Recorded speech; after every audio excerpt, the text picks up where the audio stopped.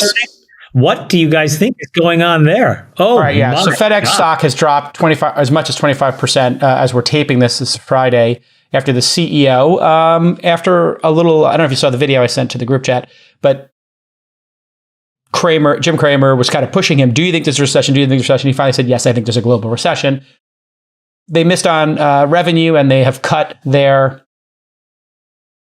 predictions for next year severely, and the stock's way down. I think based on what I heard on CNBC and reading some stories right before this breaking news is happening, some people think this is 60-40 market versus management. But either way, I think the Fed's interest rates are doing their job and less packages are being shipped because people are, Chamath, you would think, spending less money. And that was the whole point of this exercise, was to slow the economy down, Freeberg? I think this was a little bit of a head scratcher. This is a new CEO, so I think the game theory on this is that it made a lot of sense for him to reset expectations. I get that, and I think that that's a reasonably smart thing to do when you're incoming, leader of a very complicated organization that really is at the end of the bullwhip, so to speak, on consumer demand. The problem is there's just so much conflicting data. Retail sales was pretty reasonable. China actually looked a little bit stronger than people expected just this past week on some data that came out there. It looks like Europe is going to really draw a hard line and make sure that they spend whatever it takes to have enough energy so that their productivity doesn't fall off a cliff. All of those signals would say that, we're not at the precipice of this kind of like cratering of demand. And then you have Powell basically saying, yeah, we're going to go another 75 and, we're going to take rates to probably somewhere between 4 and 5%. So the FedEx data point was pretty starkly in contrast with at least some of the data that we've seen over the last few weeks. So I don't know, it was a bit of a head scratcher. They got three things working against them. Number one, Amazon just continues to build out local delivery infrastructure at an incredible pace. At the end of 2020, Amazon was already up to 25% market share, which put them ahead of both FedEx and UPS. And FedEx has seen their market share decline for the past 8 or 9 years now. So that's kind of, a key point. Number two is people are just shipping less stuff, doing more stuff digitally. And number three is this recession impact, where they obviously have key economic indicators that allow them to do a better job forecasting deliveries than most companies, I would imagine. And so they can see order volume and trading volume and use that as a predictor for what volume for shipping is going to be in the future. And I would guess that all three continue to work against them. It's not like they have a lot of diversification in the business and other ways to expand out into. So you've got a key vertically integrated player, namely Amazon, that is investing heavily to replace whatever they use you for. I think as of a few years ago, Amazon was only like 2% or 3% of FedEx's revenue anyway. But still, I would imagine Amazon is playing a key role here. Your first comment to me is now, that sounds like the most credible explanation. And, to blame a recession is sort of a little bit of hiding the cheese.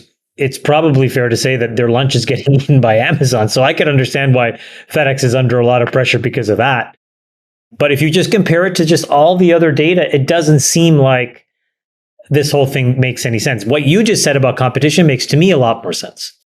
And yeah, competition with digital and Amazon. I mean, digital, like how much do you guys sign letters today versus e-sign? I mean, there's just a lot, and I'm giving an example. Maybe that's a 1% impact, and there's probably a few more things, and these things all layer up. Well, they could be losing market share while still growing because e-commerce is growing so violently in the world. But Sachs, what do you think?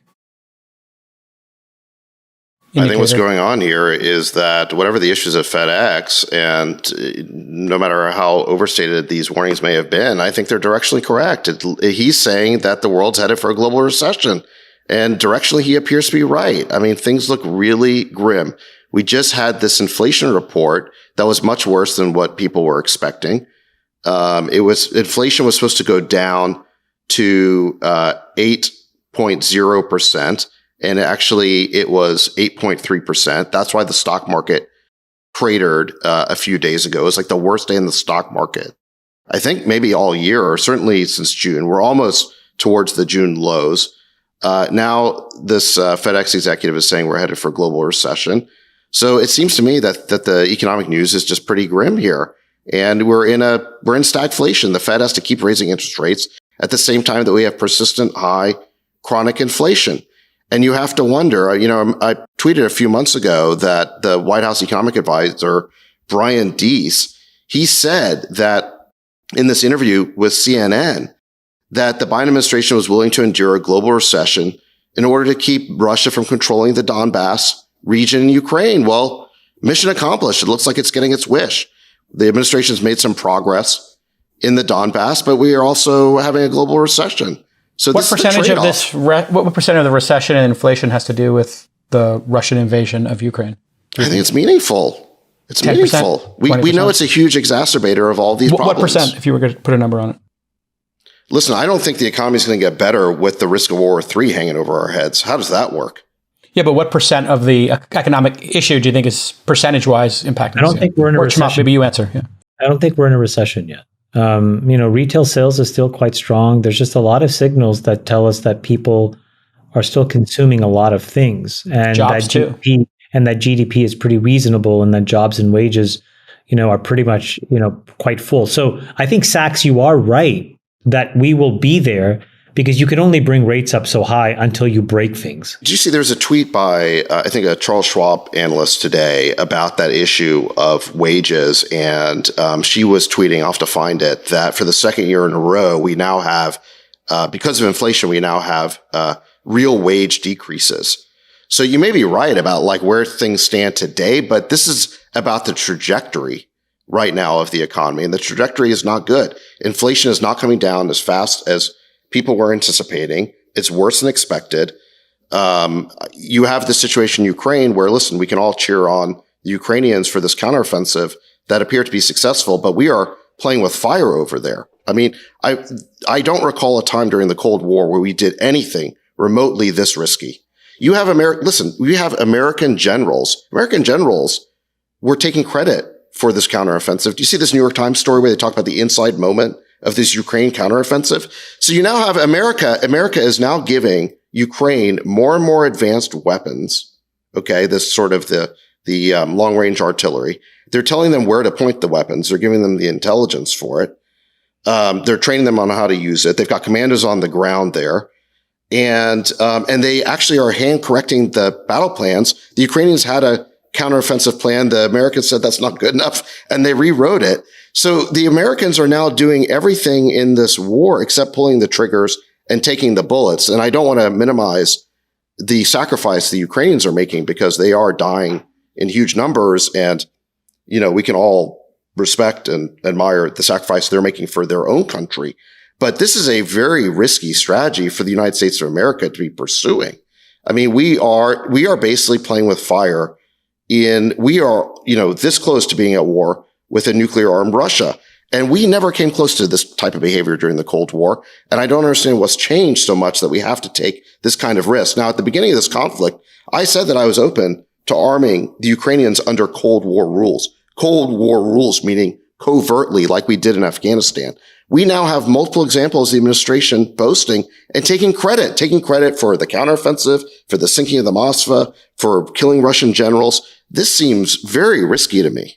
So, Sachs, a core premise of the discussions we've had here is that the United States screwed up the negotiation with Putin by not taking NATO off the table. Reuters reported that Putin rejected a Ukrainian peace deal at the start of the war. Russian chief envoy on Ukraine told Putin that a provisional deal with Kiev had been struck. Deal would have satisfied Russia's demand that Ukraine stay out of NATO. 2 of 3 sources said the push to get a deal finalized occurred immediately after Russia's February 24th invasion. Does that change any of your thinking on what's happened here and Putin's culpability?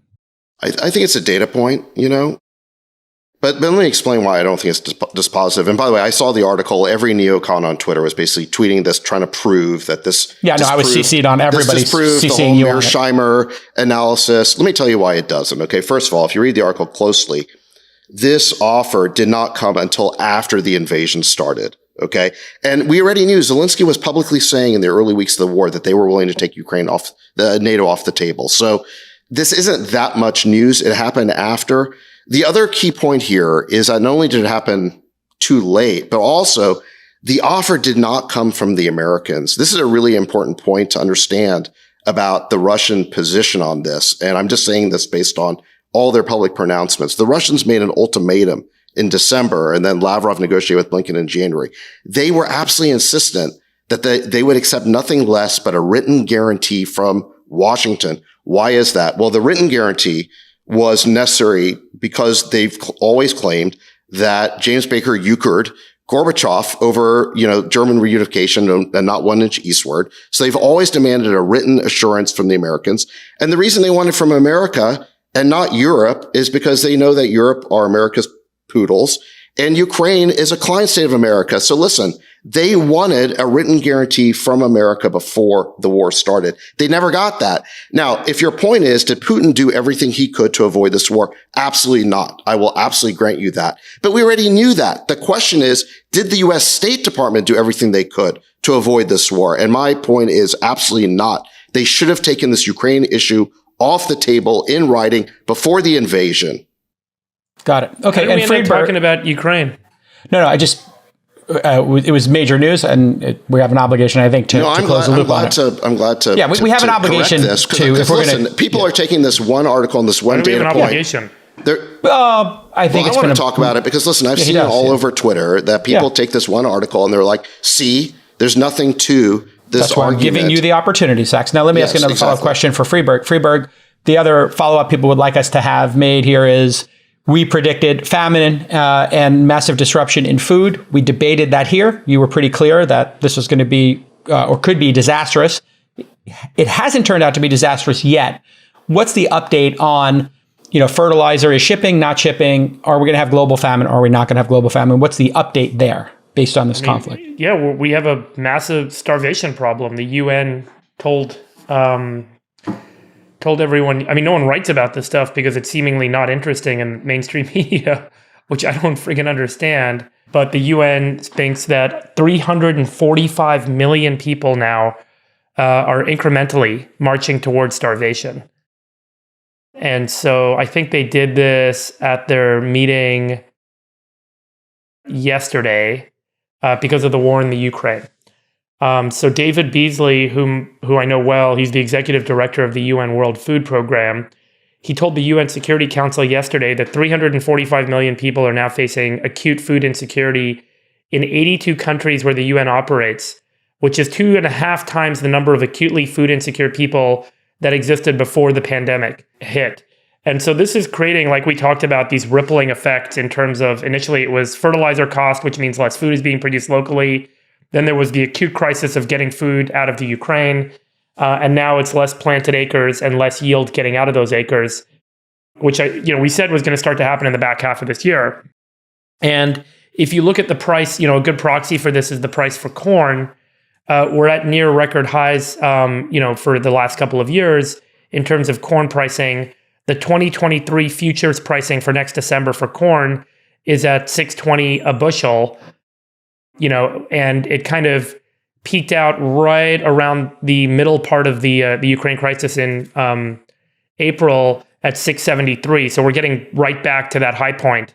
And so this is a major problem that's brewing. And as I highlighted at the beginning of our talk today, which I show in the presentation for the Lavoro transaction I talked about earlier, we have done an incredible job building a resilient food supply and excellent global supply chains to feed people around the world going back 30 years. And we've been able to steadily decrease the number of people that are food insecure or facing famine. And famine in the UN definition is less than 1,200 calories per day on average for a year. And so we went from like 1 billion people around the world facing famine about 30 years ago and got that number all the way down to 600 million. And then in the last 2.5, 3 years, it's shot back up to 800 million. And now the UN thinks it's going to shoot up even more. So we may even be retracing our way all the way back 30 years because of the crises that have enveloped the region around Ukraine and the resulting impact on fertilizer availability, fertilizer pricing, and so on. And as I mentioned a few weeks ago, Many ammonia fertilizer plants, which is nitrogen fertilizer, the main kind of component of fertilizer in Europe, are being shut down because they run on natural gas. And so government agencies and the local producers are turning those plants off to make more natural gas available for heating.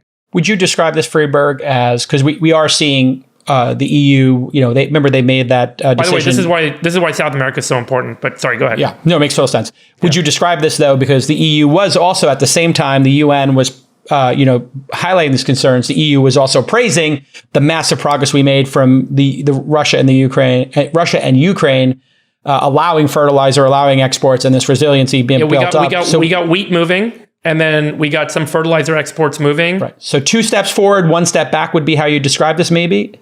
Yeah, nat gas prices are still elevated, right? And nat gas availability in Europe is obviously significantly restricted right now. Will we get through it? Will we get through it? Do you think we can manage this? Yeah, look, I don't know how many. Look, there's some number of people, some number of tens of millions, maybe hundreds of millions of people who are going to starve between here and there that otherwise weren't going to be starving. By the way, there's always, some hundreds of millions, as I mentioned, of people around the world that are starving under 1,200 calories a day. And that number climbing some incremental amount, that's an incremental 300, 400 million people that didn't need to starve. And that's a condition we're now going to be facing. And so people are like, hey, yeah, people are still eating, there's still food around the world. We don't pay much attention to these third world countries. We don't pay much attention to these underdeveloped nations because we don't have press coverage there. And when people are on the streets and unable to eat, it doesn't seem to make everyday mainstream media coverage, but it is happening. And statistically, it is a massive problem. Yeah, well, we're doing a great job of covering Kanye and Kim, but yeah, we maybe get some reporters to cover the people starving. We've covered it, and I appreciate you guys giving me a chance to talk about it because I think it's super important. So I think that's part of when this show is at its best. I think we're highlighting things that other people are ignoring. Listen, I just want to say on this Ukraine situation, and this applies to this episode as well as all the previous ones. I don't want to be right about this issue, just like I'm sure Freeberg doesn't want to be right about famine coming true. We don't want these things to happen.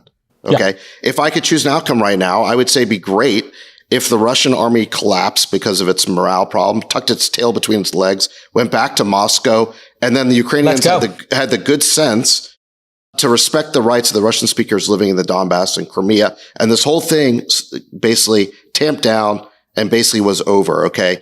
But look, I think there's an equal and opposite chance that doesn't happen. That certainly could happen. Okay. But I think there's an equal and opposite chance that instead what happens is that we climb the escalatory ladder, that Putin, I think we are backing him into a corner. Everybody says that he cannot survive the loss of this war, and yet we're not willing to give him an off-ramp. So what choice does he have but to escalate? So what does that mean? It could mean a full mobilization of that country. It could mean if they can't achieve their aims by conventional weapons, maybe they resort to unconventional weapons. We don't know. This seems like a highly volatile, risky situation. And I just think that, we, the United States of America, need to be thinking very clearly about what is in our interest, because all I see is an identification. We're so interested in helping and identifying with the Ukrainians that we've lost sight of an American interest that's separate and independent of Ukraine's desire for self-determination. I can understand and respect their nationalism and their patriotism, but we are a different nation. We better think really carefully about our interests here. And I think, David, sometimes you're misinterpreted as this is a partisan issue for you. You're a dove. You're David the Dove. I have dubbed you David the Dove. You are a dove, not a hawk. You want peace. Listen, I believe that if America is going to risk war with a nuclear armed power, there better be a vital interest at stake. Otherwise, we should find every diplomatic off-ramp we can. So do you feel optimistic about our ability to navigate, Chamath, the Ukraine situation, the war in Ukraine, famine, supply disruption, energy? Do you think we'll get through all this? Or are you optimistic? I think that rates are going to go somewhere between 4.5% to 5%. I think Stan Druckenmiller is right. And I've said this, I don't know, now ad nauseum, so I'll just keep saying it. But I think everybody has consistently been wrong. And About they have what? wanted inflation to be a transitory phenomenon that goes away, and they've been consistently wrong. Even in our group chat, we see these forecasts. They've been utterly, consistently wrong. So rates are going to go higher than people expect. It'll stay around longer than people want. this will have an impact to the economy. That impact in 2024, 2025 will not be that great. So that's one thing. If you want to focus on Ukraine for a second, there's something that I think we should focus on, which I read this interesting article about Russian mothers. And, in the 1980s, when Russia was at war with Afghanistan, there were these bodies that were sent home to Russia. And these mothers got very, very upset and they protested. And then in 2000, early 2000s, I think there was a nuclear submarine that basically got shot and sank. And then Russian mothers protested. In the Chechen War, they are a group of individuals in Russia that have enormous organizing power, it turns out. And they really can tell what the real temperature is on the ground. What Putin has done so far is that he's largely recruited people from these Spartan communities inside of central Russia and used third-party contractors. So he's minimized the risk of the real cohort of the Russian population who will really stand, fervently against what's going on. So until you see that happening, those guys have a long way to go. And I think that this thing is going to drag on for a really long time. So it's a paid army, therefore it's obscuring the impact on actual citizens in Russia. It's half paid, but the other half are from places where their organizing power is limited. And I think that was Putin's, calculation, seeing what has happened before. Again, sort of like the tip of the spear, these Russian mothers. And we're not seeing that. So that means that the ability for him to manage perception inside of Russia is pretty good. Greater than people expected. Yeah. Greater than people expected. So this is going to go on for for much longer than people think. So I would just prepare for this inevitable outcome and just kind of, manage another year of slogging it through a choppy waters might be one way to look at this. And I think that's a very good way of saying it. I think we're in a very volley, choppy market for the foreseeable future. Yeah. And therein lies some opportunities and also maybe some discipline in various markets. One thing to just keep in mind, where most people feel these rate hikes is in the 30-year fixed mortgage, right? This is where most Americans are going to feel it. And if you look at the chart, this is a big jump up from our absolutely free money environment that most Americans were feeling, doing, what do they call it when you take out equity on your mortgage, like a second mortgage or a credit line? Most people, line of credit. People were, experiencing a lot of free money and upgrading their kitchens and taking money out of their homes, yada, yada. But when you look at it historically, even at 6% or even if it goes to 7% for mortgages, it's a lot less than our parents experienced and we experienced for the first half of our adult lives. So I think it's surmountable. And this number you don't think is going to get up to above 10%, right? The 30-year fixed. You don't see that happening. So I think it's manageable, which is going to be choppy. All right.